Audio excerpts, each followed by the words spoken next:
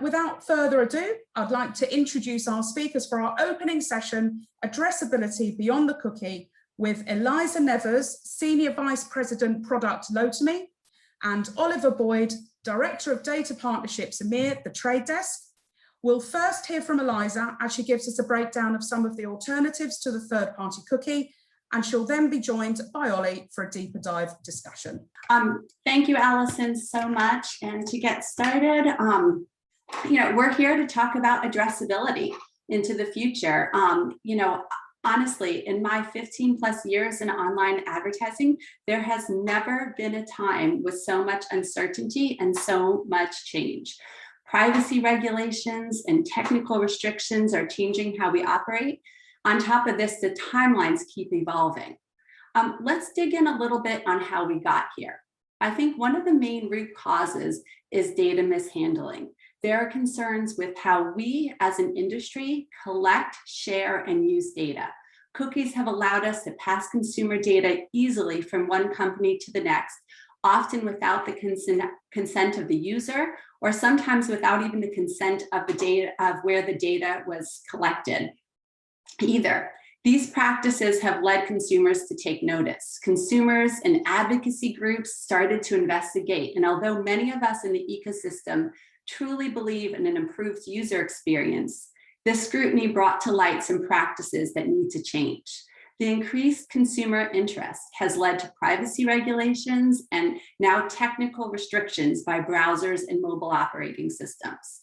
While these changes have some positive impact, they also create many challenges. Most importantly, the vehicles used to connect data between media owners and marketers and everyone in between are being removed.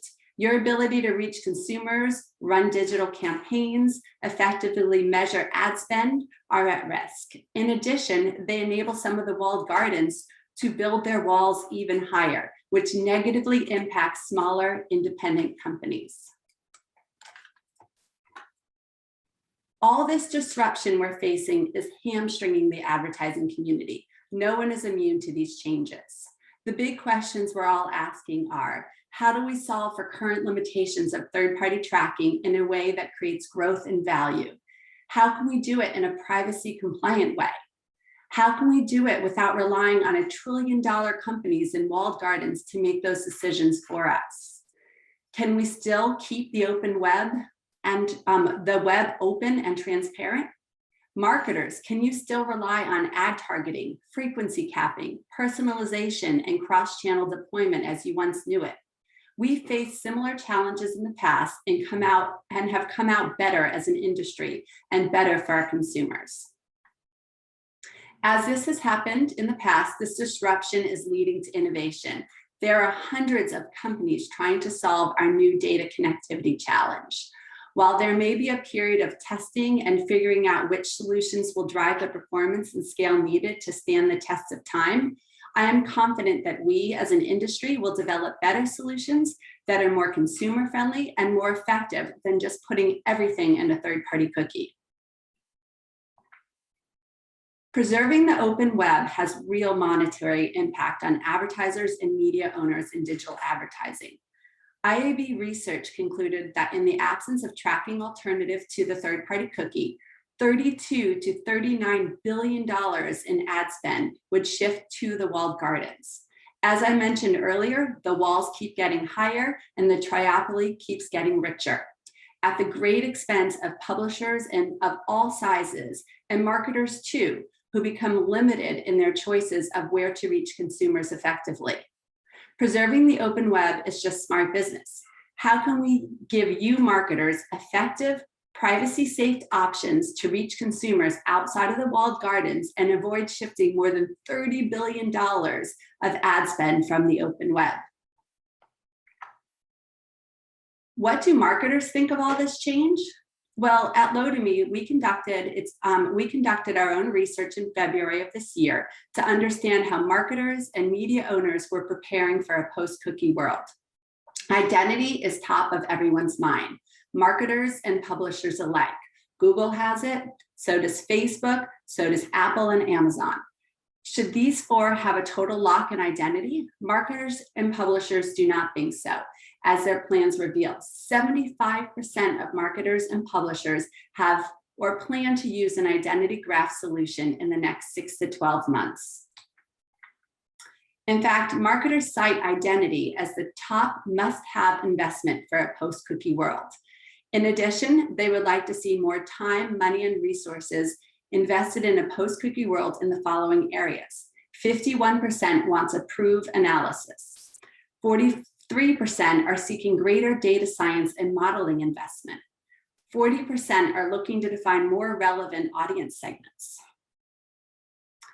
When it comes to identity, however, 3 in 5 marketers agree that identity solutions must be interoperable, which is why we believe identity is a team sport, and multiple interoperable identity solutions will be needed to solve these challenges. When we look at all of these different identity solutions, the multiple interoperable identity solutions give marketers choices to move consumers through the funnel. And each solution has its own unique strengths across that consumer journey. Broad awareness is where contextual and FLoC will provide wide reach and value. As consumers move to the consideration phase, machine learning-based probabilistic identity solutions and layering on relevant publisher first-party data can help you do more targeted prospecting and find users who are likely to consider your offering. While deterministic identity and FLoC-like retargeting solutions help convert consumers at the bottom of the funnel and support loyalty and return purchases. It is key that these solutions work together to drive value and performance. While we know Google's recent announcement of extending the timeline of third-party cookie support on Chrome gives us more time as an industry and you as marketers and agencies to test and learn and determine the best mix of solutions for your specific needs. Every conversation I have had for the past few days, people are not slowing down. They know that we need better solutions for third-party tracking, and the time to test is now. In fact, there is an immediate benefit. We have an opportunity to take back addressability on upwards of 40% of the inventory that is already cookieless. So continuing to test and understanding which of these solutions works best for you and which of the right mix works best for you. When we think of the different considerations for identity solutions, here's what we look at. The first is resolution. Does the ID resolve to a device, a person, or a broader base cohort? What is the algorithm? Is it deterministic, probabilistic, or a mix of both? What are the commercials for this identity solution? Is there additional tax, or is it free for all to transact on? What is the global coverage? What are the global needs? What are your global needs? And does the ID have coverage in the regions in which you need to operate? How is the consumer consent handled? This is very important. If a consumer chooses to opt out, is this opt-out propagated across the ID, or is it siloed to the device on which that user opted out? Is the identity solution enriched? Meaning, does this ID have data appended to it, or is it just an ID on its own? And finally, is this solution interoperable with other identity solutions? Many of you have already heard from our team about the Panorama ID. Launched in 2020, Panorama is Lotame's solution to continue to connect data across the ecosystem. We've built this solution for the purpose of data connectivity, period. It is global, it's people-based, it's privacy compliant, and it's a privacy compliant identity solution for the open web. Built from multiple signals, web, mobile, CTV, customer-specific IDs, it is freely accessible to and interoperable across the cookie-challenged web, all domains, devices, and platforms globally. Panorama ID leverages our unique position in the marketplace, serving and working across all players in the ad tech ecosystem. We are actively integrating and testing with many providers and media owners today. Later in this session, you will get a look at some of the positive results we are seeing from these tests. Again, our key goal is data connectivity, and one of our core tenets is interoperability. In the spirit of interoperability, I'd like to move on to the second half of our session, which is working and learning from the trade desk. So I'd like to reintroduce Oliver Boyd, the Director of Partnerships from the Trade Desk in EMEA. You have heard all about Lotame's vision for a connected future. In the second half of the session, we're going to discuss the challenges and the solutions with Oliver and hear his perspective on the solutions for a world without third-party cookies. So let me stop sharing my screen and get Oliver. Oliver, are you there? You are. Perfect.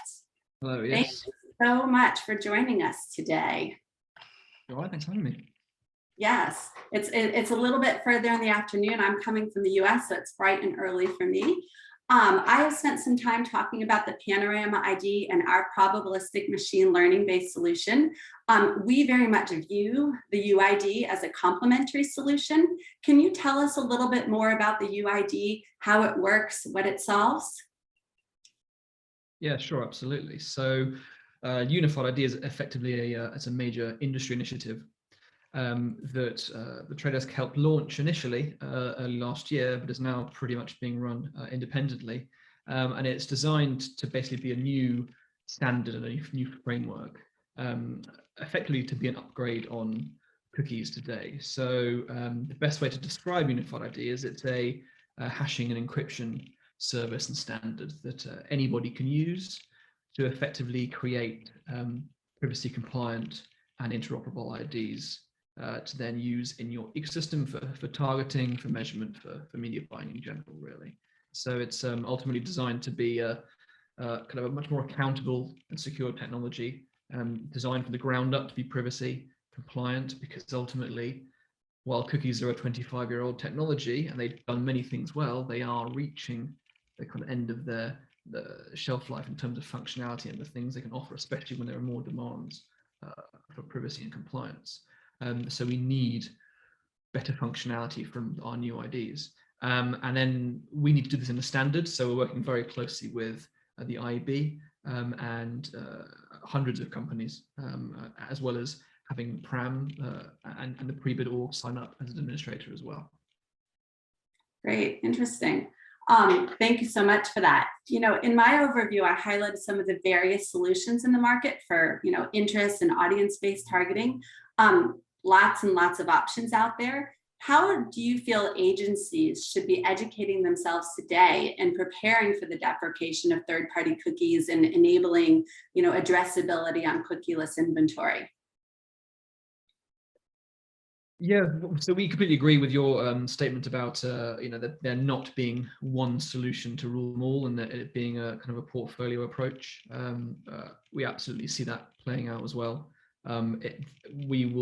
Everyone, no matter how big or small agencies or advertisers are, everyone's going to need to kind of start to get stuck in and learn more about what options are out there and start to pick and choose the right IDs that fit the use cases that you're trying to solve for. So, I mean, a couple of key things is, you know, first party data is key, absolutely massive. So how do the new IDs that you choose to leverage help connect up first party data in different use cases? What's available now? What's ready to go? What can I start doing today? What can I focus on in the next few months, and then what is my longer term plans that will probably take a bit more effort and time, but could be more effective longer term. So I think the key thing is just to encourage everyone to get stuck in, because you know, it's very easy to kick this stuff down the road, but actually even with Google's kind of 2-year delay, we're seeing the same thing as well. Everyone we're talking to wants to plow ahead and start setting up the right solution for them today. Yeah, no, I can't agree more. And you know, today with us, we have a mix of agencies, small, mid-sized, and very large holding companies. How do you see the identity strategies differing for small or large agencies? We don't, funnily enough. We don't see the strategy fundamentally changing at all. I mean, ultimately, the path ahead is going to be got to use what's available and what's in front of you. I think the key is finding out which combination of those IDs are available are going to fit in which environments and which campaigns and which strategies you've got going already. So, also, Unified ID is an authenticated first solution. That's what it's focused on very much. And so naturally, if you have plenty of that, that authenticated first party logged in or CRM based data or purchase based data, and you've got that to hand, then you have ways of future proofing that now. That's good. If you're on the other hand, an advertiser or an agency that's working without that kind of data, then obviously you need to look at alternatives in terms of looking at how Panorama can help and how things like different lookalike modeling, how different model-based or machine learning-based solutions are going to improve in general, and then also explore how this is all going to connect in to the buying platforms and the trading platforms you use today for targeting and for measurements. So size doesn't really seem to come into it. It's fundamentally everyone's still got to get stuck into this. Yeah, your highlight on first party data and how probabilistic and everything, I'd love to dig in on that a little bit more because, one of our areas at Lotame is focusing on the need to complement the authenticated solutions. I think the latest I have read is the prediction it's about 20% of inventory will be authenticated and have and be able to tie that first party data on that authenticated with that email. While I know that percentage, could change from publisher to publisher and smaller publishers versus larger publishers, I think we can all agree that there'll be a swath of quality inventory that still isn't authenticated. And what we've been vocal about complementing and understanding that portfolio approach, how we've talked about it, but what are your suggestions for reaching consumers on the rest of the web that doesn't have authenticated traffic, on that other X%, whatever that X% is? Yes, it's going to play out in many different ways. It's certainly not clear what those percentages are going to be yet. And I think there's going to be a base reset where every advertiser and publisher, no matter which side you sit on, is going to have to reevaluate and improve and build new ways, new value exchanges where users are going to feel comfortable sharing more data in a way that they understand the value exchange. And so make those clearer, which again links with capturing consent correctly, certainly in EMEA, and having that better relationship with the consumers. And then beyond that, in terms of media buying and targeting today, it's time to really get, if not doing so already, really get stuck into all the functionality that's available. Certainly on the DSP side, there's loads of tools available, loads of different lookalike modeling tools out there in the market. Cross-device is a powerful tool for frequency capping across different IDs, and we see obviously different solutions being developed imminently. So it's worth caveating that I would absolutely predict there would be more ID options pop up and are made available in the near future. But again, that's why it's therefore so important to start to understand which IDs that work beyond authenticated are going to be so important today. So obviously, and you want to work with a vendor that's trusted, that's got experience in this space and has the scale already. And so that's why it's worth investigating these. Now, even if you have a wide range of advertisers with a load of different type of data at their hands, I mean, it might seem overwhelming, but it's actually not once you get stuck into it. There are a lot of similarities you can kind of take and apply to all of them. Yeah, I agree. And I mean, I think the biggest thing to focus on for agencies and media owner partners too, who do work with some of these non-authenticated IDs and actually authenticated too, is ensuring that consumer consent and is tracked and is adhered to, and it is and they are privacy compliant, because we at Lotame strongly believe that we can do that on a with a probabilistic ID, and that we are still enabling that control and that accountability and enabling a user to see what ID we have, you know what I mean, and to control the data that they have on that ID across their devices, et cetera, and understanding that, it is probabilistic and it does change, and it's not just tied to their email, but it can still enable consumers to communicate their consent and to choose to opt out, where we will, and then be able to do that. So it's very key that we still have that privacy compliance. I mean, we're talking to an audience right now across EMEA, and with GDPR in certain countries, that's really, really key, as is really being adopted across the world in different ways as well. Yeah, exactly. I would say we did our own study a few months back with YouGov, and polled the public around how they felt about how this is used, and it was a majority, something about 76% odd, felt that they weren't well educated enough around how it works to give that consent and do this at scale. Right. But then almost all those exact same people, so 80% of those that were polled, said they would be pretty much interested in learning more about how it works, and then would be fine with the quid pro quo of media buying and advertising being linked to their data as long as they understood it, and then would feel absolutely comfortable. So it feels like, these are all these pieces line up quite nicely together, that if you can solve both data strategy and consent management at the same time, you're future-proofing properly. Yeah, and like you said, like breaking down this complex world of how all this works into a simple message to the consumer to communicate the value proposition, the value exchange, and what exactly we're doing as an industry, so that they can have a free content that is ad supported available to them, as they have been for the last 20 years, and I think that's key.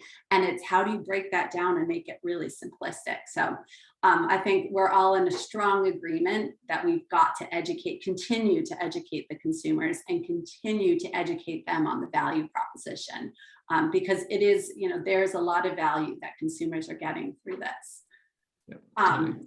So moving on to my next question, recent changes announced by Google and Apple seem to be building their walls even higher. Obviously, with the Google announcement last week, we're given a lot more of a timeline to test and learn and make sure people's revenue doesn't drop, and the floor doesn't just get the rug doesn't just get pulled out from underneath them. Both Lotame and Trade Desk strongly support the preservation of an open web. Why is this important to you, and why should agencies and marketers rally around this call? Yeah, it's important to us mainly because, and I think last week is a great example of how much the industry is probably still swayed too much by walled gardens. And so, I think most people we talk to agree they do not want to necessarily be under the sway of walled gardens constantly, and that's actually just the main promise of the open web, right? So it is choice and control of what you're buying, and so it leans very heavily into that piece of, okay, if we can empower everyone who operates in the open web with a set of standards and a selection of IDs that mix and match interoperably, provide lots of different functionality so you can pick, choose, and understand it all fairly quickly, in a way that therefore you can activate your global plans efficiently, then it's a no-brainer. You don't have to be beholden to walled gardens for the foreseeable future. You don't have to worry about obviously whatever data you collect being sat behind a walled garden, effectively being taxed with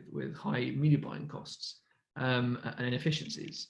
So really, it's in everyone's interests to try and make sure that we don't let the market lean too much into an oligopoly and affect all the negativity that comes with that long term, and make sure that there is this kind of balanced, competitive marketplace that provides lots of different services. So identity is just the next stage of the market maturing. I certainly see all the recent regulations, certainly out of EMEA and Europe, showing that way, that it's a mature market, and it's good that we're getting all these extra controls in place and these checks, and it just means that the industry has to develop too. So we want to make sure that the open web is what develops and becomes stronger. We don't want the more powerful entities out there to simply use this as a way to centralize more power long term. Yeah, I agree more. You know, as you responded to this question, you talked about the efficiency of media buying and, you know, continuing to drive efficiency. So I think this plays in really well to identity solutions, and whether they're free of charge or whether they're a taxed entity. So, you know, both the Lotame Panorama ID and the UID 2.0 are built on the premise of being free of charge to, you know, whomever is using it. How should agencies, especially those with less resources, be weighing those solutions, whether they're taxed versus free? Yeah, I think it's a really clear distinction to make. They have to be very clear on whether they're using a service and a solution or an ID that will then work interoperably with other services and solutions. So I think you have to be very distinct on the two. And so there are plenty of great identity solutions and services out there that you can choose that are very great for certain use cases and certain verticals and situations. And so you need to make sure you assess and pick the right ones. Whereas I would say IDs are more around enabling all different use cases, and also then enabling how they all connect interoperably in the future. Yeah. And so therefore, yeah, naturally, when it comes to actual IDs, which are kind of helping to underpin additional services that will develop, yeah, absolutely, it makes complete sense for those IDs not to be taxed in any way. That you want them to be completely free. So I can speak to Unified ID, and that obviously that is Unified ID is not owned by the trade desk. It was ultimately the backbone was donated, because we had an initial version was donated effectively, and now Pre-Bid.org is administering it, and we're obviously building out a code of conduct and a framework about probably how other entities will then manage it long term, and so therefore it becomes completely open source, and the code is available for anyone to see. And that's very much in the ethos and the thinking behind the open web piece, because at any point when it comes to an ID, you get to a point where effectively, you know, one of the walled gardens starts to build media, any inventory connected to those IDs, and you can only get one with the other attached. That's when you start to have a problem long term. Yeah, no, definitely 100%. I know we've been, you know, as we've been testing and trying to, and integrating with UID, we're like, you know, we love the idea of a central ability to hash that email in the same way, and being able to operate and have everybody operate on it. Because right now with hashed emails, I mean, there's all these different hashing things. You could have that same email, but have it hashed differently. So centralizing on one way and enabling everybody in the ecosystem to operate on that would be very beneficial. So we look forward to continuing to integrate and test with UID. So another question, you know, and I'd be, you know, obviously with Google's announcement, there's some uncertainty in terms of the timeline in the past, but and the future of FLoC. But I'd love to get your take on, you know, to FLoC or not to FLoC. You know, I feel strongly we've talked about an interoperable identity solutions, and we've talked about a portfolio approach, and we've talked about not, you know, an open web and preserving an open web. So, you know, I feel very strongly we need to fight for small independent publishers, but you know, but FLoC is out there, and it's a solution, and we're learning a lot more about it. What is your advice to marketers in the audience and how they should be considering FLoC? Yeah, so the Federated Learning cohort approach is obviously Google is a big proponent of it. It's kind of their primarily just kind of approach they're still trying to make work. I suppose the biggest questions that have been raised about that strategy in general is that effectively it's relying upon aggregation to build in anonymity for the user.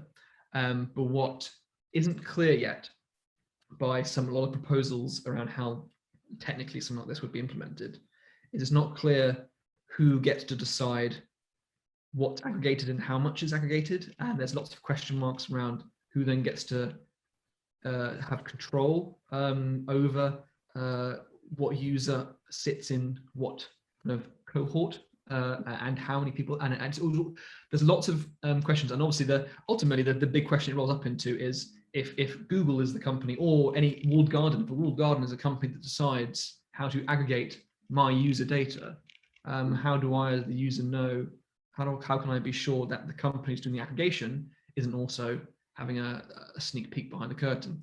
And so those questions are out there. I think many companies, I think the team at Brave Browser have been very good at kind of dissecting and looking at this and asking the right questions, and the answers aren't clear yet. So it seems that more work is required to figure out how much does aggregation contribute to a strategy. And so you would think naturally, if we equate it to the funnel, I mean, aggregation you would think probably sits more with top of funnel thinking. When you are kind of less sensitive and less worried about more accurate targeting. And so then there may very well be a value to it as an approach once lots of the concerns and questions are addressed over time. Obviously, when it comes to other IDs and lookalike funnel and cross-device and different modeling, or any kind of model-based scenario kind of may work well in kind of mid-funnel, and then kind of authenticated one-to-one user IDs that are compliant work well for the bottom of the funnel. So this is where we have to start thinking about a multi-tiered strategy. So it kind of, I know it's, we're going back and saying that a fair bit, but it is just so true that it's just another proof point that there isn't going to be one walled garden, one ID, one solution that rules them all. So it is very much going to be a bit of a pick and mix, and it's about figuring out which few solutions are going to be right for you. And we're not going out saying you need to pick one or two, or maybe even three, and just stick to those three. We're not even saying that. We're just saying right now there are hundreds, and you want to get down to a handful of choice, select ones that you can switch in and out as you go. Yeah, I agree, and we, like you said, we've said it. So one final question for you. One of the main drivers of all of these identity solutions and different solutions is the deprecation of third-party cookies, and to be able to support privacy and choice. I've heard many describe the period of disruption as our time to do things better. How are some of these solutions that we've launching and testing and developing actually better than third-party cookies? Exactly, I completely agree with that sentiment. I think they should all be seen in a positive light. So, and to me, I'm speaking from a European perspective here specifically, that it is time for our industry to get better at kind of empowering the privacy conversation, educating people more. I mean, we've seen, the consumers are telling us that they want to understand more.